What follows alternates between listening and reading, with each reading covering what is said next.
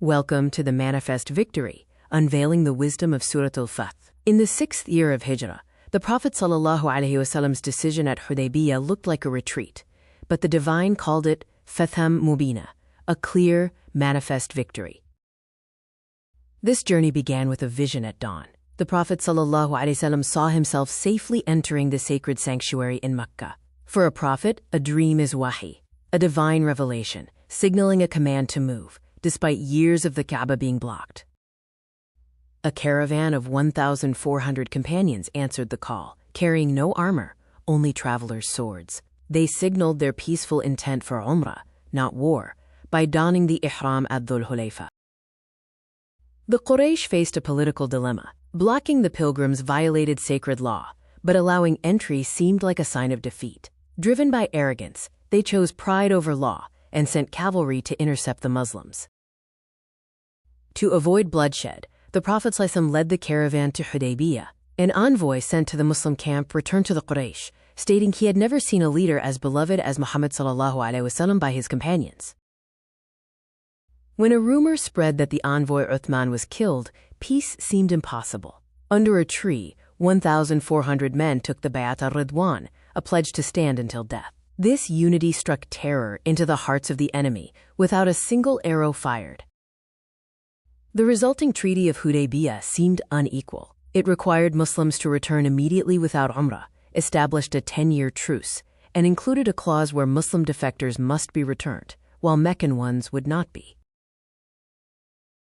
The treaty was an immense test of patience. The signing was immediately followed by the appearance of Abu Jandal, a Muslim escaping Mecca in chains. Bound by the new terms, the Prophet ﷺ had to return him to his oppressors. The camp was devastated.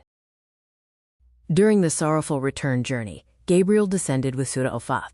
The Prophet declared that this surah was dearer to him than the world and all it contains, containing the divine decree. Indeed, we have given you, O Muhammad, a manifest victory.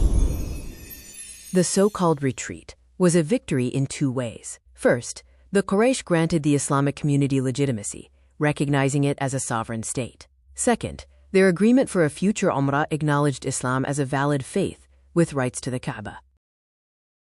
The truce was a peace dividend. For 19 years, the sword had been a barrier to the heart. When the truce removed the sword, the message of Islam spread rapidly, achieving what war never could. The number of Muslims grew from 1,400 to 10,000 in 2 years.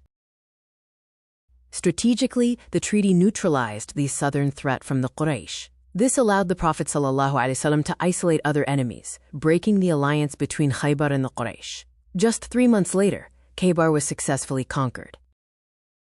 The defector clause, which initially hurt the Muslims, became the Quraysh's undoing. Escaped Muslims formed a guerrilla camp, choking the Quraysh's trade route until the Meccans begged the Prophet ﷺ to cancel the clause. The humiliation was a strategic masterstroke. The dream was true. Only the timing belonged to Allah. 2 years later, the Prophet ﷺ marched on Mecca not as a fearful pilgrim, but as a conqueror in peace. The gates slammed shut at Hudaybiyah were thrown open forever. Hudaybiyah teaches us to trust the planner. What looks like defeat to the human eye may be the seed of the greatest victory. As Surah Fath says, Allah knew what you did not know.